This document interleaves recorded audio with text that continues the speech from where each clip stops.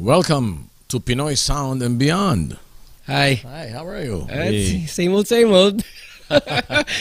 Hey man, how are you? What's up, Raymond? I'm Raymond, right? Yep, you're Hey, Raymond. Mark. I'm Mark Abaya. Hey, Mark. And he's the real thing.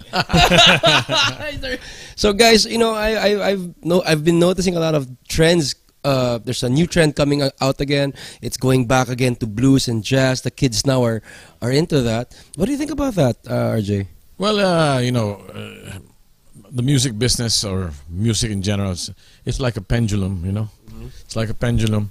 Before you had disco, and then, first you had rock, and then disco, and then went back to, and now you have DJs, and in between that you had acoustic.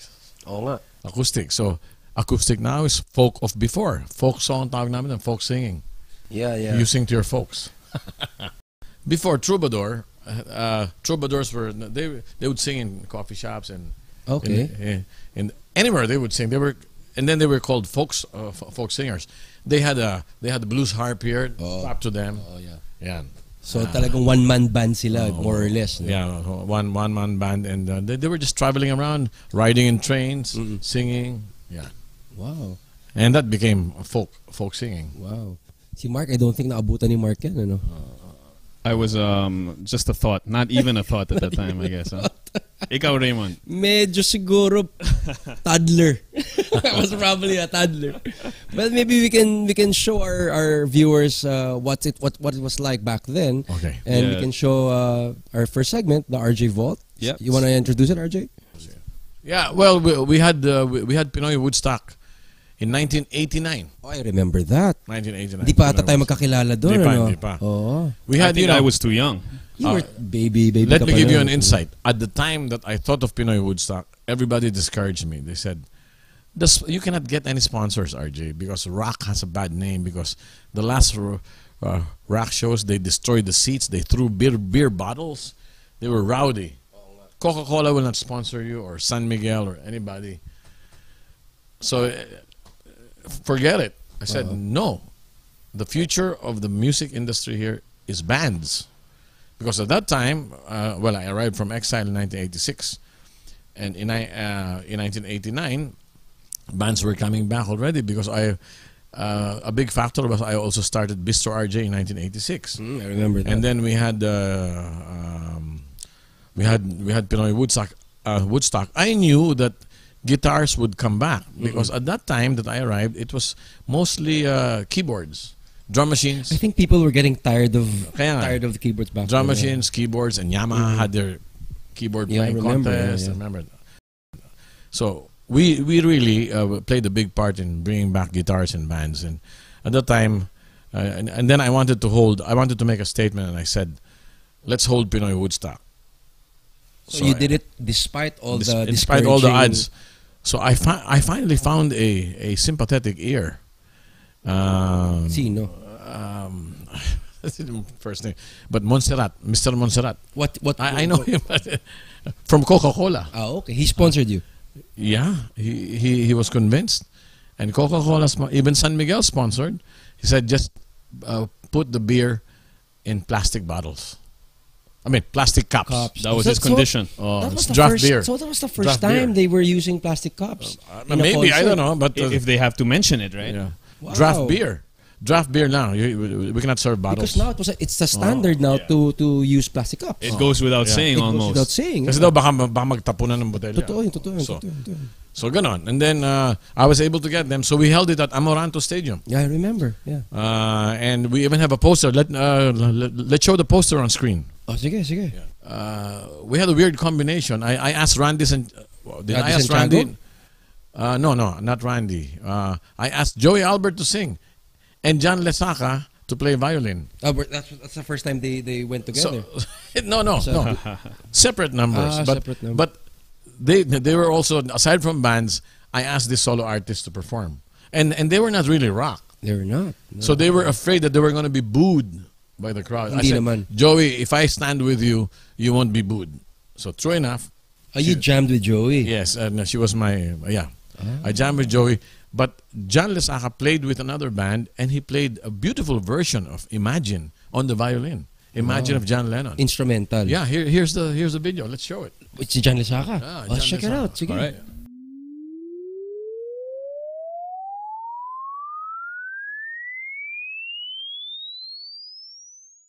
Salamat sa inyo, ha? At ano kayo, tingnan mo na, marami pang tututugin yan. Gusto ko lang pasalamatan. At gusto kong sabihin na kahit na sila ay I think they're the #1 group now, no? Yep. Ibang klaser. Kahit na sila #1, punta pa rin sila dito, ha? Kasi marunong makisama, ha? Palakpakan natin, Eraserheads. Razorheads. At Check out their new album, Fruitcake, and bilhin the nyo yung guitars mga they use. bilhin nyo yung mga CD nila, yung mga cassette nila, ha? Alright. Pati At, mga instrumentong hawak nila. Mga RJ guitars yan, RJ. Ano? Oo nga, no? RJ guitar ang hawak niyan. Salamat, ha? Ibang Ah, klase. ayan, oh. Masa. Okay, palakpakan natin, Eraserhead. Woo! More! Maraming salamat sa pag-invite nga pala sa amin dito. Salamat sa RJ Music City and syempre ito Mr. Ramon Jacinto. And to Delilah, of course. Thank you. Okay din sa inyo, di ba? Pagaling sa Caterpillar.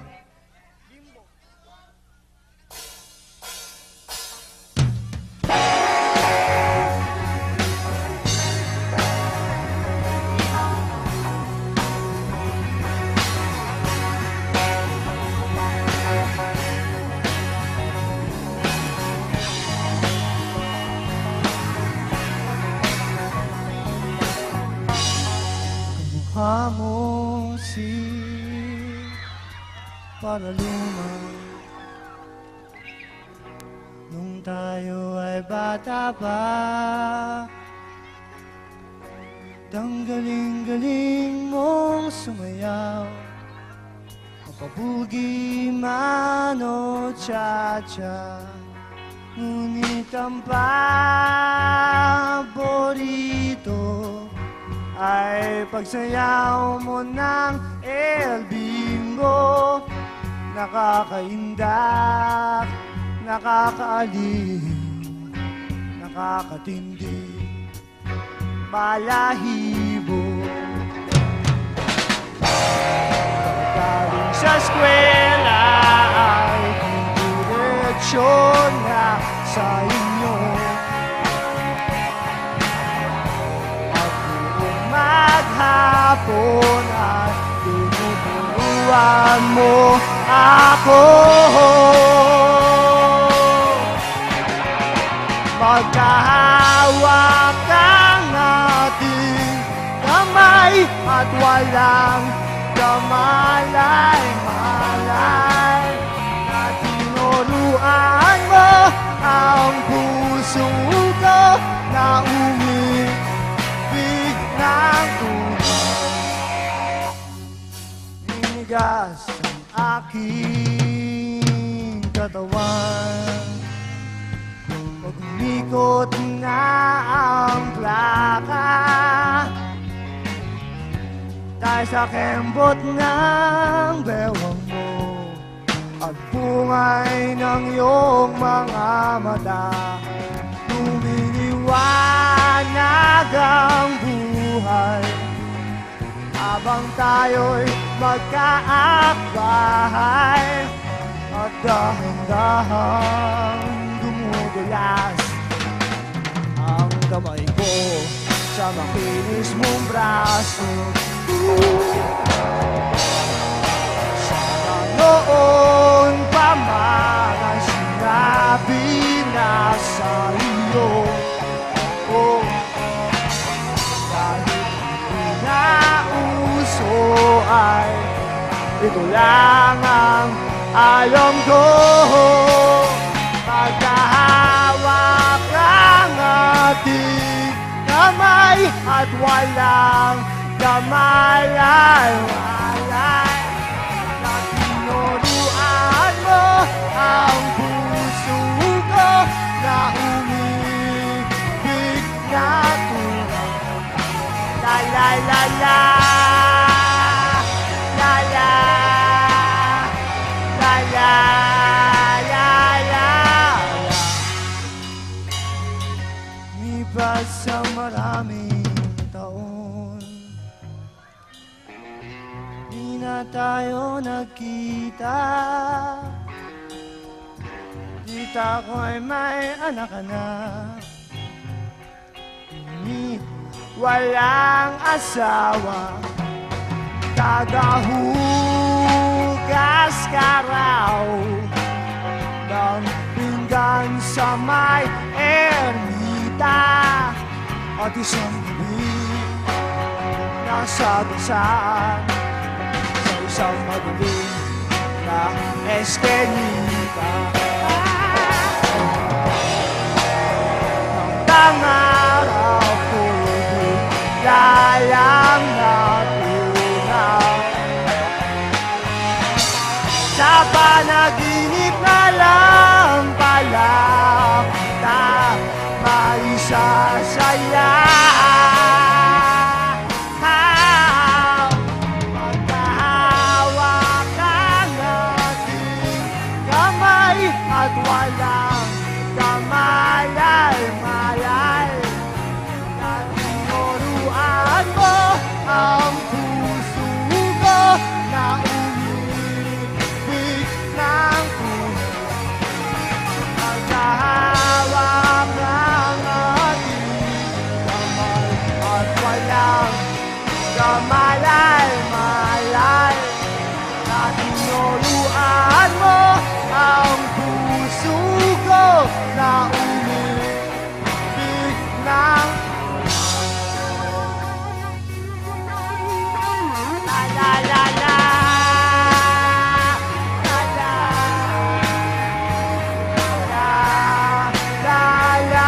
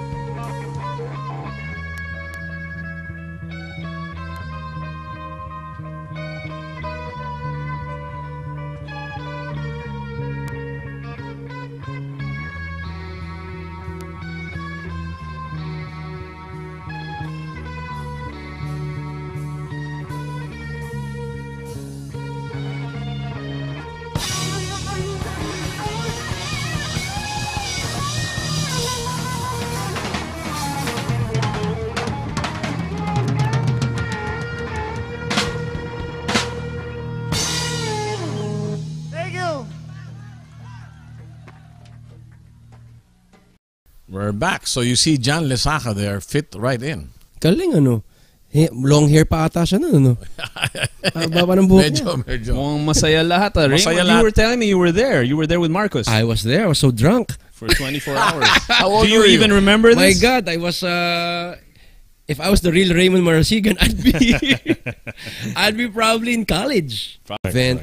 But I think now, trends have become so it's erratic now. Yeah. We don't know what the next trend. I remember you produced a band called the Bloomfields, and Yes. they were a big hit. Yeah. And guess what their name was? What was the When I started them out, Reverbs, because Reverbs. they were pure 60s more than I was. They only wanted to play 60s, wow. the Reverbs, and then they became the Bloomfields. Pretty awesome. So, what about you, Raymond? What do you think where's the music going now? I think, you know what? I think it's anything goes because of YouTube, because of all the social media. I think now this is the best time. I have to tell everybody out there, this is the best time to form a band and do what you want.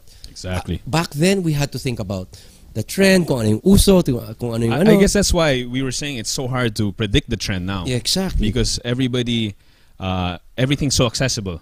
Exactly. You see the whole spectrum of everything. You can just decide what fits for That's true. And well, I can say it's good, you know, that the power is now in the consumer. The power is literally in their hands. They can click you out if you don't like you. That's that easy. Unlike before, we only had ilan channels and they don't have. During our time, mga 6 or 8 radio stations lang, AM lang. AM lang at saka ulit ng ulit yung mga kanta. So talagang Kasi may payola. Talagang yun yung trend. Binabayaran yung mga DJ to play ng recording companies. Payola ang tawag doon. So ilan lang yung usong kanta, 'di ba? Unlike now, it's so diverse. Everybody's doing their own thing, which is good. Yeah. And it's nice to see them going back to the roots of young kids, like you put it earlier, blues and jazz and everything. So in effect, anything goes. Anything goes now. So in that situation, I think the roots matter. Because yes. they will go back to the roots. Where did it all start? Oh, from yes. from the time of Duke Ellington, from Oh, the time yeah, of the definitely. jazz, Count Basie. And all Definitely. You know that Conan O'Brien, the host, has a band. He plays rockabilly. Rockabilly, huh? You didn't know that? Conan plays rockabilly. Conan O'Brien is a good guitar player. He plays rockabilly with Jack White. I've seen some of his skits. He plays. He plays good. He plays. It's surprising. Galing siya. He plays with Jack. He tours now with Jack White, who's the one of the pinakasikat na Wow. Of White Stripes, yeah. White Stripes from the States. So galing, di ba? So these are things that you don't know. So anything goes. Anything They can practically, you know, when I'm recording and I'm studying a song and I'm trying to cover a song and I'm recording, my engineer Jonathan out in my studio, what are the chords of this song? Ano ba itong chord na ito? We would try to figure it out during our time. We do, no? Really listen to it, trial and error, figure out the chord. Now, sandali lang, sir. Tak, tak, tak, tak, tak, tak, tak. Ito yung chords, lahat pati lyrics.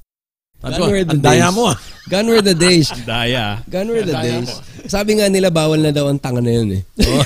Kasi everything is I mean, accessible. the power is in the consumer's hands. now. Literally, Which leads me to ask, okay, I'm sure a lot of you out there want to ask, how do I form a band? nako, that's Huh? one that's... How did you form your band? we were friends since high school, di ba? Kami rin. Oo. So it Kami rin. starts, Tayo rin. it starts in school. With your friends of same ideas, magkakaibigan kayo. Halika, mag-jam muna tayo And sa... we don't start great. It took work. Oh, yeah. We all sucked. We all sucked at some point. We weren't in tune and... And then you have to make do with maski anong instrumento muna, di ba? Oh, yeah. You have to start somewhere. Yeah, So may- don't get discouraged kung nahirapan kayo mag-umpisa ng banda. Maghanap muna kayo ng isa o dalawa na inyong kaibigan. Tapos kailangan nyo ng drummer, kailangan nyo ng gano'n. At saka na yun. But you have to add also that forming a band is like forming a relationship with 5 other guys. Yeah, hirap. I thought you were going to say 5 other girls. Yeah, but this is harder kasi same sex siya eh. Yung mood swings niya pare-pareho. Well, you know, there's this guy also that's setting up now, talking about bands. There's this band setting up now in the store. You guys want to check it out? All right, the okay. RJ Guitar Center sessions. Yes, yes. Alright, bago ba ito? Bagong banda? Yeah, Okay. new band. All Let's right, check it out. let's check it out.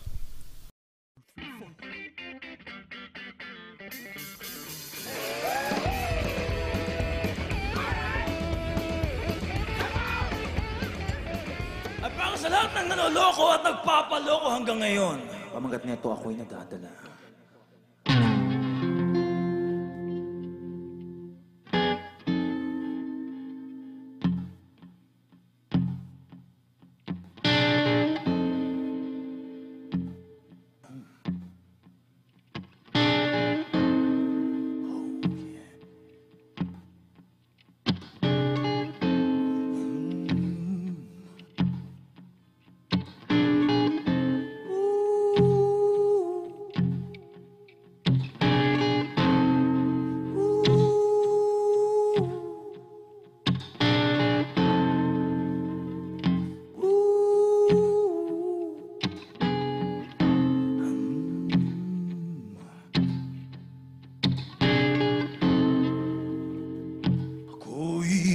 nadadala. Kahit saan ako'y nadadala. Oh, kahit kailan ako'y nadadala. Di ko alam kung paano nagagawa.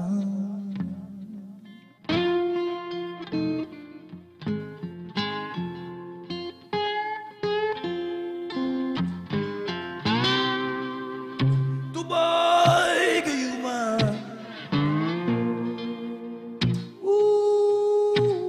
baka ako'y nagkulang na.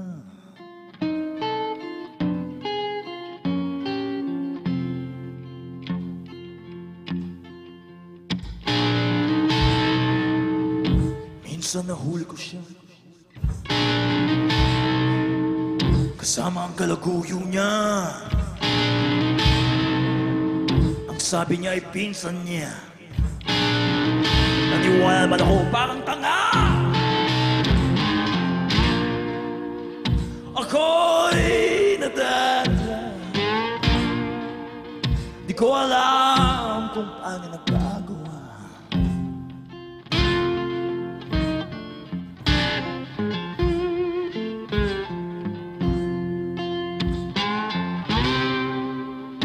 Tubay kayo man,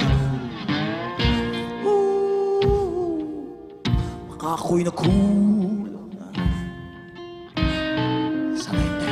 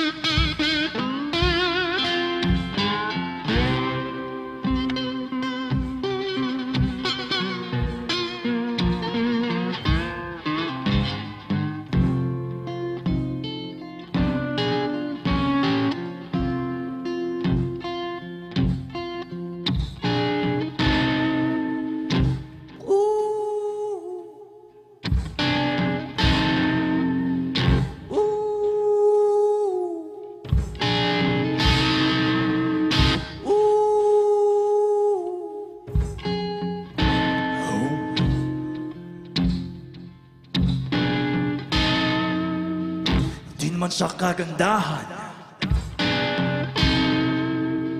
ako'y patay na patay. Di naman sa katalinuhan, ako'y asong sunod-sunod. Ako'y nadadala. Di ko alam kung paano nagagawa. Ow!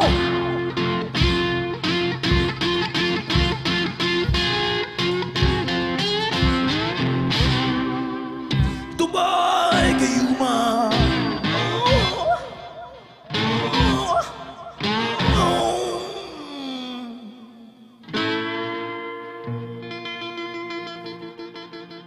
baka ako'y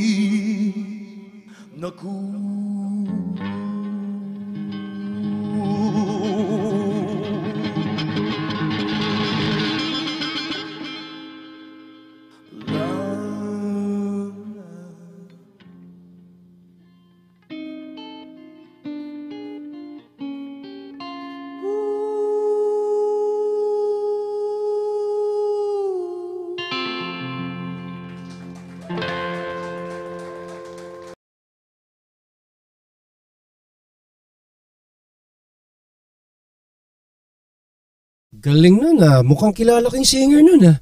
Yeah, he's kind of good looking, huh? Medyo. Kamusta Mark? Okay ba yung setup dun sa store?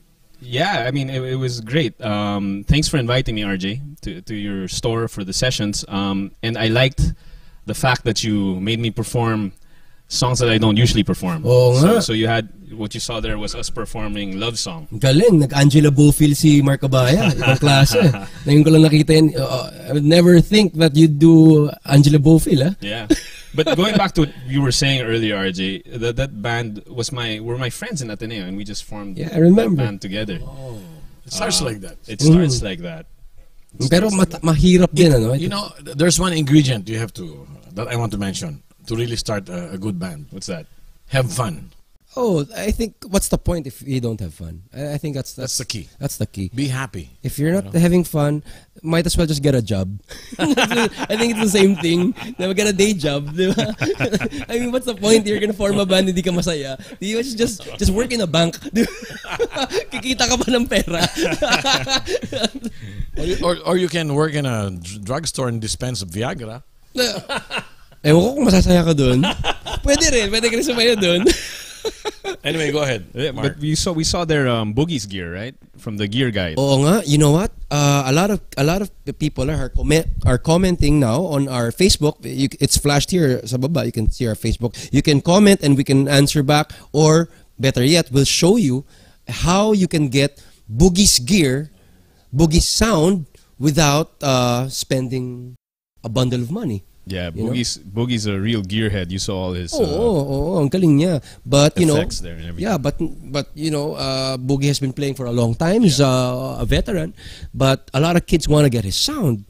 So I mean, I'm sure it's going to be very interesting for them. Yeah. the problem is it's expensive. So, but the answer to their problems are getting the right combination of equipment that are not expensive. It's just all the know-how, Yeah, and we that's can show you. We can show you now from our correspondent Marco, who will show us how to get a good sound without spending that much. Our gear expert. Here we go.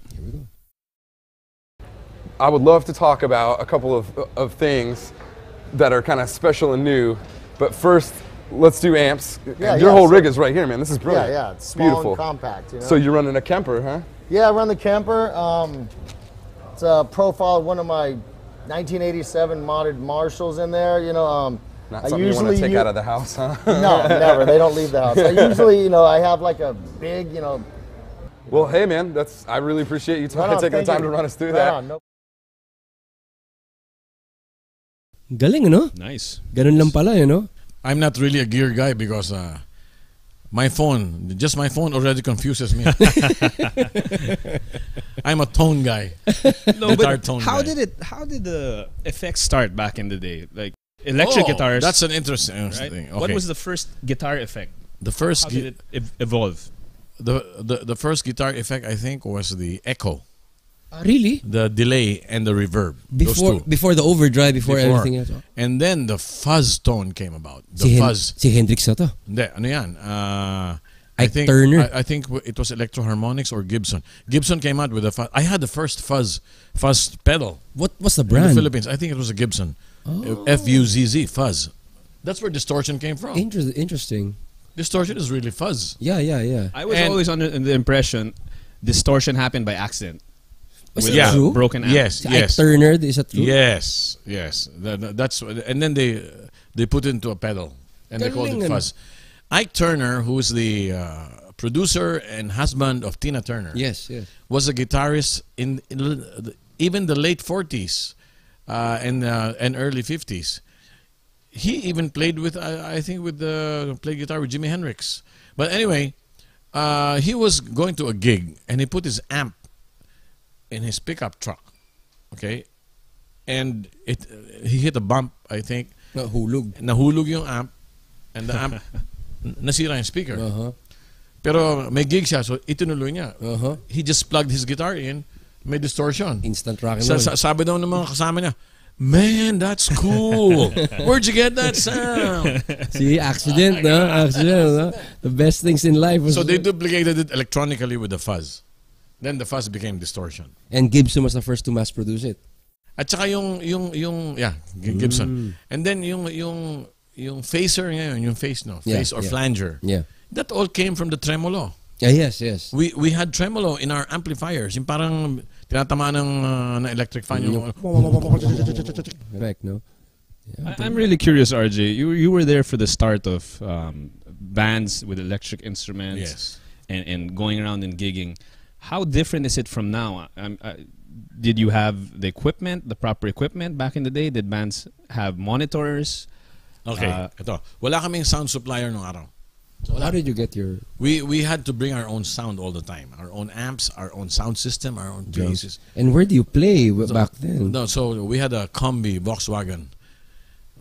We'd load everything there. We would ourselves load the instruments. Wala kami mga roadie. Yeah. May mga hangers on kami na Yeah. gusto mga groupie na gusto makamit ng babae, kami magtatrabaho tutugtog. Mga taga Merinol ba yan? Sila. Hindi. Wala, hindi. Yung mga lalaki namin kasama, gusto makamit ng babae. So pwede man tumulong sa buhat ng amplifier. So part of the band sila. Part of the band. So kami tumutugtog na. Anyway, we would load it in a combi, we'd get to the place, we'd set it up ourselves. Yeah. Wala kaming monitor speaker. We didn't have monitor speakers. We would just tatansyahin na naman yung house. Hirap, no? Dalawang speaker lang yan. So magkakadikit kayo sa stage. Yeah. Oh, ang hirap naman. No, but I miss that playing close to each other. I hear all the amplifiers. Oo nga. I hear all the amplifiers. Yun ang gusto ko talaga. Anyway, so, yung tutugtog kami, pinapawisan kami ganyan. Yung mga kasama namin na nagbubuhat, sumasayaw sa mga babae. Sila Nakikinabang. They were reaping the rewards. Yeah. Kayo nagtatrabaho, sila yung nag-reap. And now you guys, you just come here, there's already, your equipment is there. Spoiled na tayo na yun eh. Fully set up. Di ba? Spoiled na tayo na yun. But it's still different when you play nga intimately na kayo lang na magkakadikit ano. All right. Speaking of full setups and gigging nowadays, maybe we should check out the bar tour. 12 Monkeys. Right? Sige. Let's check it out. Here we go. All right.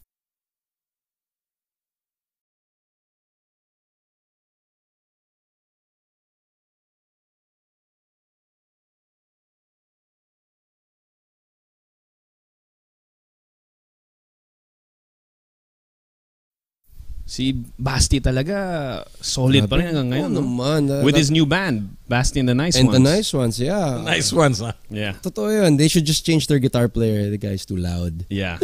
He knows his gear though, huh? Yeah, he knows his gear. No, I think it's nice that we see someone like Basti who came from a Wolfgang, who's a heavy with heavy music. Now he's doing country. He's experimenting with different styles. Ganda eh. It seems like it's something that's sort of a trend. We said blues and jazz come back with the younger ones, but even these more established artists, Basti is venturing out to something different. You know, one thing we didn't have before was we stuck to one band. You guys, ang dami-dami yung banda. Dami. Sumasaw-saw kayo maskasana, no? Kasi sobrang laki na ng, I think there's more people to listen to your music. But like Eli Buendia Eli has what? Octaves. Yes, Pupil. Raymond has a lot of bands. He's a man of 1,000 bands. Kaya. Ang tawag nga sa akin, prostitute. At saka wala kami. You know, before, we didn't really have electric guitar players na mga session musicians. Ngayon meron na. Ay, dami na. You can pick a roster now. Even online, you have a roster. You know, the funny thing is, talking about trends, so I'll go back to trends. One of the biggest YouTube sensations, musically, they're called Steven Seagals. Can you believe that? You can search Steven it. Seagal, I'll put the link in the show, in our Facebook account. Well, I wanted to name a band, Corregidor and the Rocks. That's nice. So that's not too far. Steven Seagals, this is the funny thing, they're bluegrass. Really? They play AC/DC with the banjo and the mandolin and the cello. It's funny. But what's Steven Seagals? Steven Seagals. Okay, let's talk about now. Let's shift to what about ukuleles? What do you think of ukuleles? It's a big trend. Everybody's getting into ukuleles. I think it's a very cute instrument. I don't know how to play it though. Did you know that I started playing ukulele before I played guitar? Really? Because it's only 4 strings and it's very small. And I saw the driver of my grandfather while I was vacationing in Baguio. I saw him playing in the garage, playing 3 chords. Where can you get a ukulele back then? Meron ukulele, matagal na yan. Matagal na yan. Nabibili As a na matter dito. of fact, what you know now as a slide guitar was called Hawaiian guitar. Oh yes. The lap guitar now was a Hawaiian That's what it was guitar. called. Because the Hawaiian sound, Hawaii, mga wavy sound. Yung mga pearly Tapos shells. ginamit na lang sa rock, bro. Ginamit na lang sa rock. Anyway, ukulele, going back. Madaling mapag-aralan eh. Is it ba? Hindi intimidating. Dahil apat na string lang, parang laruan lang eh. I think it makes picking up a music instrument more accessible now. Sana may ukulele tayo dito. Nasample na natin. Yeah. But and then I think it's becoming very popular, especially with It's a big hit. with the students. With kids, yeah, it's a big hit. And a lot of people buy it because of traffic. Because of traffic. You can bring it in your car. Hindi siya malaki, so you can just... Hey, that reminds me.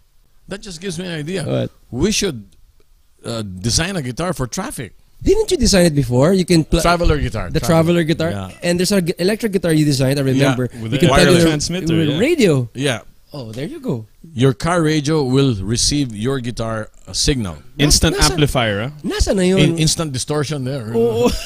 Nasaan na ngayon? Pag sabog yung speaker mo, Nasaan ba yun? distortion. By accident. Well, Now you can play guitar in the car for 3 hours because that's the amount it takes you to get to wherever you need to go. Exactly. Nowadays. That's Siguro, right. I think it was ahead of Traffic. Let's now rename it Traffic Wireless Guitar. Maganda yun. The traffic guitar. The traffic guitar. Maganda And then yun. there'll be a plastic bottle built into it for older people. You can for what?